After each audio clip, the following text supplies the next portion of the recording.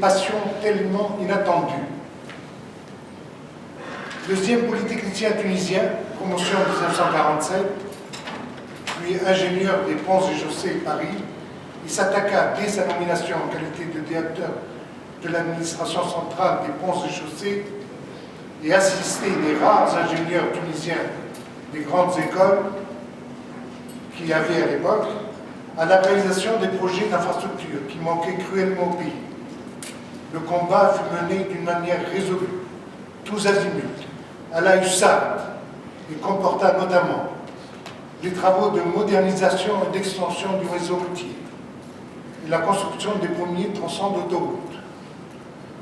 Le nouveau port industriel de Gabès, ainsi que les ports de pêche, en citant particulièrement du nord au sud, le port de Tabarka, le port extérieur de la Goulette, les ports de Mahdia, le port de pêche de Gabès.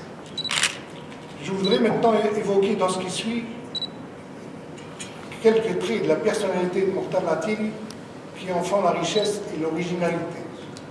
L'étendue des domaines où sa curiosité s'exerça n'avait pas de limite.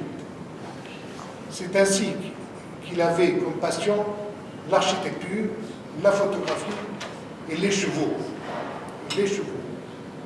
En ce qui concerne la photographie, il s'équipait du matériel le plus moderne et il exploitait largement pour illustrer l'avancement périodique des travaux ou pour étayer les dossiers de financement des projets. C'est ainsi que lors des inondations catastrophiques de 1969, qui ont frappé toute la Tunisie, il fit lui-même un reportage digne d'un professionnel, montrant, photo à l'appui, les points où l'économie tunisienne fut durement touchée, suite aux énormes dégâts à l'infrastructure. Et ainsi, il fait appel à l'aide internationale. Et effectivement, exposant son reportage et ses photos aux ambassadeurs de plusieurs pays amis de la Tunisie, qui étaient directement invités à son bureau pour leur communiquer un véritable scoop sur la catastrophe naturelle qui frappait la Tunisie. On ne pouvait l'enfermer dans un schéma de grand commis de l'État, se soumettant à la routine d'un fonctionnaire bureaucrate. Il avait besoin d'espace et de liberté. Son départ des ponts et chaussées, bien qu'il fût brutal et traumatisant, ne l'empêcha pas d'embrasser d'autres activités dans les domaines les plus variés.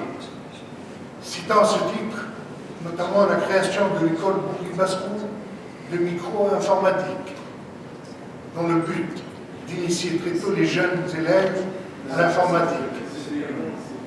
Il obtient à cet effet de disposer d'un bâtiment dépendant du lycée Bourguiba à Tunis. En ce qui concerne son rôle et son activité à l'ENI,